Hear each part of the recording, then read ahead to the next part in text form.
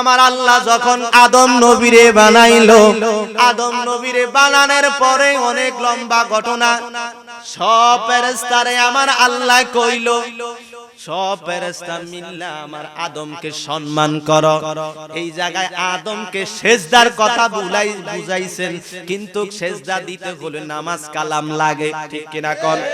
যেই কোনো একটা ওয়াক্ত নামাজ লাগে, অথবা সুন্নাহ, নতুবা নফল, নতুবা ফরজ, নতুবা ওয়াজিব। কিন্তু ওই জায়গার ভিতরে কোনো নামাজ নাই, ওই জায়গার ভিতরে হলো তাজিম করা।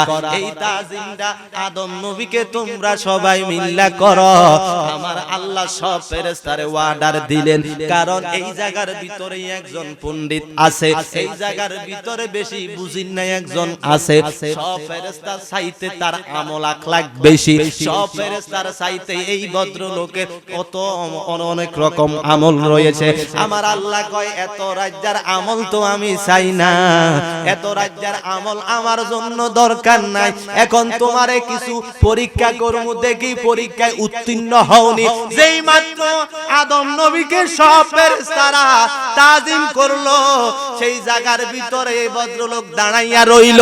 এই ভদ্রলোকের সঙ্গে আমাদের কোনো শত্রুতা আসেনি, ওই সময় ছিল নি, কিন্তু এখন তো আছে। কথা কোন? আমার আল্লাহ কয়, ওয়াইদ কুলনা লিল মালাইকাতি ইসজুদু লি আদম, আমি আদম রে বানাইলাম।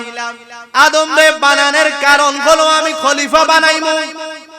এটার আয়াত হলো, ওয়াইদ ক্বালা রাব্বুকা লিল মালাইকাতি ইন্নী জাইলুন ফিল আরদি খলিফা।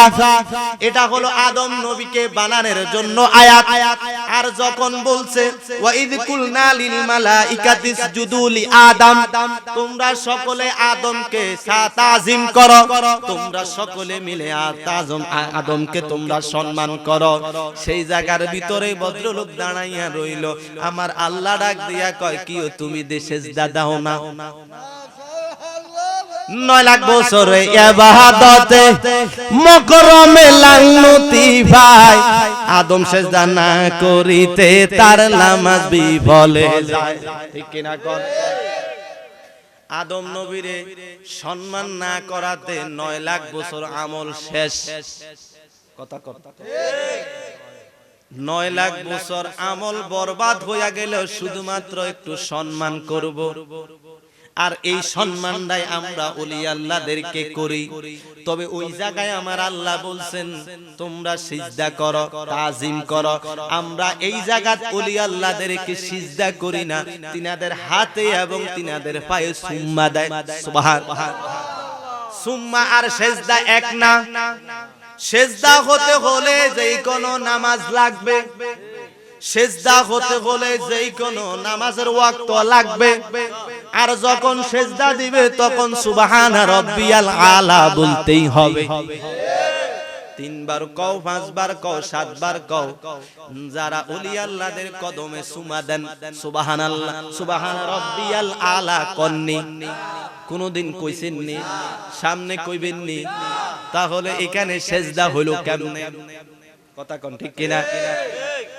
ওলি আল্লাহদেরকে কদমে চুমা দিলে যদি সেজদা হইয়া যায়, তাহলে তোমাদের ঘরে নাতি আসেনি, মুরব্বিদের নাতি আসেনি, নাতিরে কপালে চুমা দেননি, গালো দেননি, নাতি শোয়া চুমা দিছেন, উত্তি বড়ি কোপালে দিছেন।